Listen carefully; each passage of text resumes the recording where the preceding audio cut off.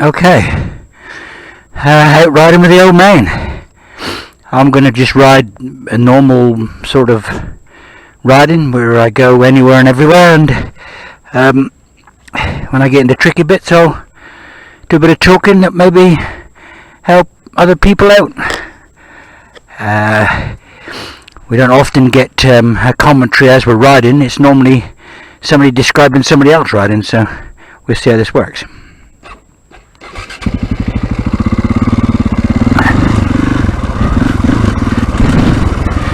Okay, this is just a general forest track here, but I'm looking out for 45-degree logs, which are the biggest enemy in the woods.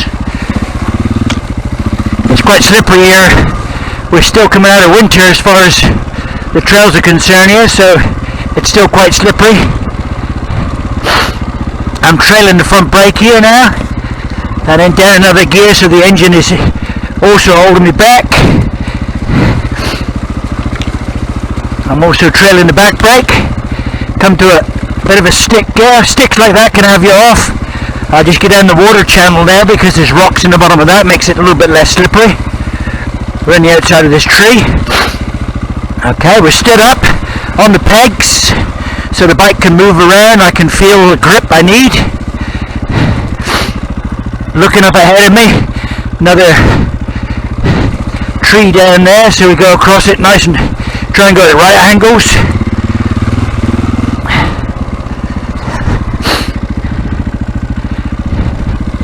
If you're standing up like this and on the pegs, the bike can react a lot quicker just by pushing on either the right peg or the left peg. I can turn the bike much quicker, and of course it doesn't influence the front wheel so much. You're turning via the bike rather than turning the front wheel, and that helps a lot. Still, I'm almost coasting down here now. I've got the clutch in, but I'm in second gear, ready to actually drive. Keeping up high on this off camber, looking at the river I'm going to cross now, and then drop in. Nice bit of second gear, and up. And if I'd have tried that in first gear, I almost certainly wouldn't have made it up there. Just a quick blip of the throttle there lifts the front wheel over, and the back wheel will normally follow. Riding ruts and slippery ground is more about the back wheel than it is the front, keeping the power on all the time. I ride the centre of the trail here. There's two ruts either side, and I can ride in those as well if you want to, but it's easier to ride the centre of the trails here. And unlike places like Wales, we don't get a lot of logs left around on the trail. The trails are quite clean. Now I'm up in fourth gear now. Nice high gear, plenty of torque, and you just trudge through these muddy bits, no problem at all. Back down into third. Keeping a high gear because if you get in a slippery bit, you've got to be able to power out of it. Too low gear and you'll just sit still and spin. I'm covering the clutch all the time. The clutch controlling the forward motion now. Still on the pegs, a little bit more clutch. Off we go again. There we go.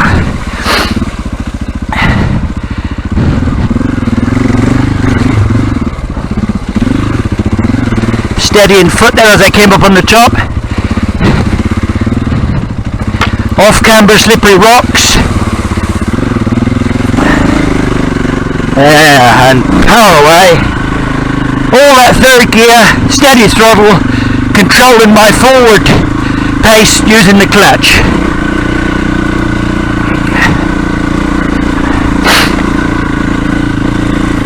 I stand up the majority of the time, but that's not something you have to do. It's something I prefer to do. It's all about making the front or the back grip.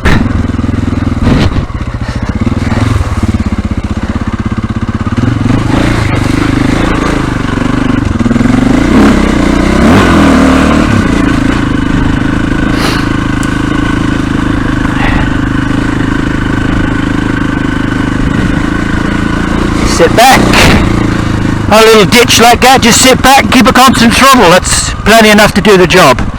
Coming down to a river here now, I've chosen my place to cross, and straight across.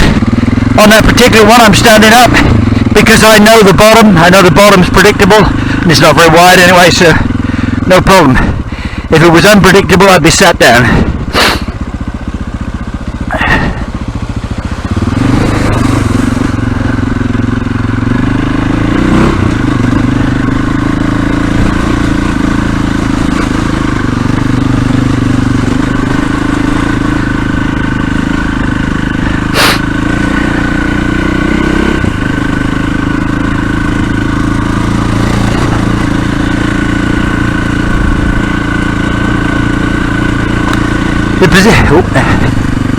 Some people on the track here.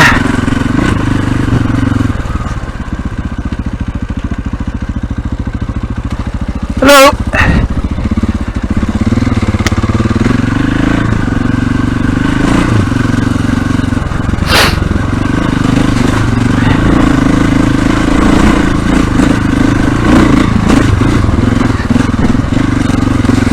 Now this is nice and bumpy now, so I'm up on the peg, letting the bike work itself. Quite a high gear, covering the clutch because I don't want to stall it in the track. Another river, but I know the bottom, so nice and gently through there, letting the bike work.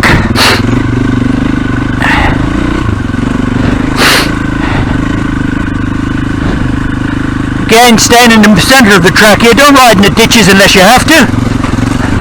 The only time I drop into the ditches is if the centre isn't really suitable, or it's off camber, or there's a log across it. Even here you can just nice and gently through there, standing on the outside peg. So I'm putting most of my weight on the left peg now because the camber's that way.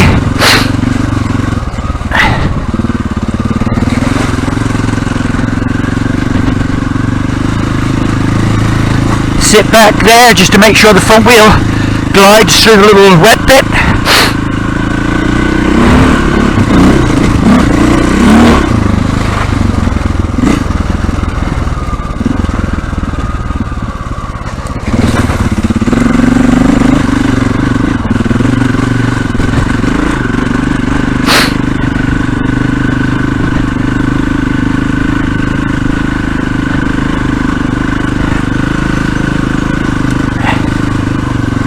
Here, drop into the track, but keep the power on and keep looking up. Look ahead of you.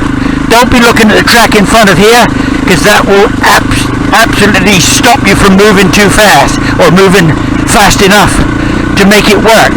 The faster you go down the track, the easier it is to stay in that track. I keep my weight sort of midships, but towards the front, to make the front wheel track straight.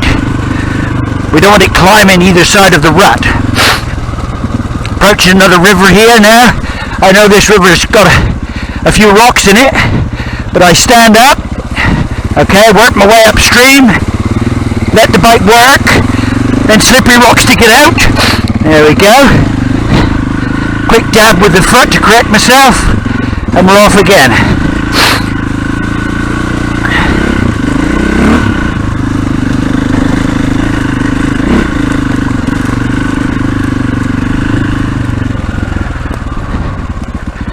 On things like this, you look at the top, look where you want to go, and go. Nice high gear. There we go. And that's why I like to ride a 525, because they'll pull high gears like that and give you plenty of drive where you need it. Another river crossing coming up, but this is just stony. Let's drop in, let the bike work, weight in the back wheel there as we turned.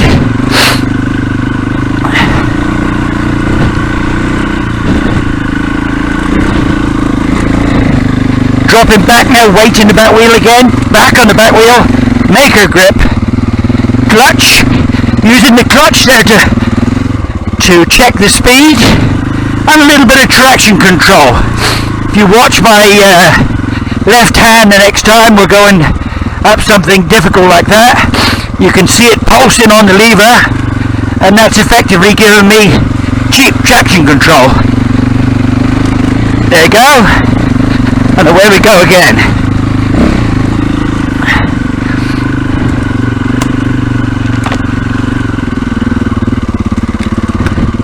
Now, constantly aware of these logs crossing the track. If you hit them at 90 degrees, you're probably okay.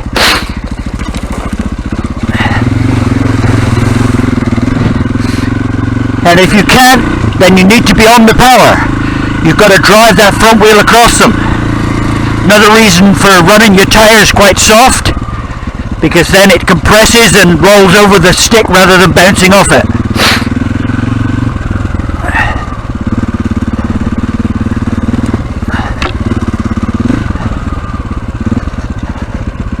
Bit of a low one here. What I like to do is leave it in gear, push the bike away from me underneath, and with this one I'm just leaning the bike against me now, against my hip, low enough to get underneath, but I leave it in gear, getting underneath, old man bending down, and there we are. And the bike has just pulled me through on takeover really with no throttle. Another reason to ride a 525. Into second gear here because we're coming out the other side. We need a bit of drive. Now we've got a slippery log here, and really because of the dip in between the two, I can't attack it there because I'll drop into the centre, and then we go 45 degrees. So I do it here at the large part. What I'm going to do now is using the clutch, pick the front wheel up on there, okay, and then we drive forward. Now what I want to do now is put the sump on top of there, not the exhaust. So we drive forward like so. Once you got to there, you can sit back on the bike. Okay, that just drives it forward a little bit more. Okay, once you're there,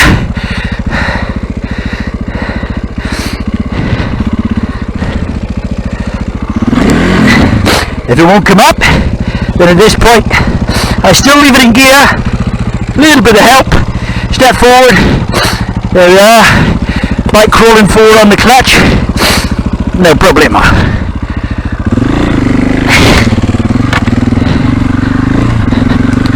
Second gear again, looking ahead of me, driving, looking for those logs. Second gear, clutch is altering the speed, not the throttle.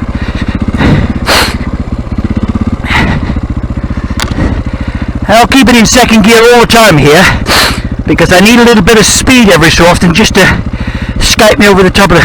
So pick a route. There's no real route down through here, it's all 45 degrees, so we'll go around this way. Little blip to get over the logs, rolling down there nice and gentle into the stream. I've picked my way out, up here, second gear, lovely. And there we go. And that's why you need to be in that high gear, using that lovely 4-stroke torque. 300s do the same, the 2-strokes do the same. You've just got to keep them in a high gear as well. Using torque rather than power. Now here we're going to drop down to this river and up the other side. The bank on the other side is quite steep. So I select second here, pick my route. I want to go more or less right angles across the river and not risk losing the front wheel. Got the ducks gone up there, and then immediately I've got to turn left when I get out on the other side.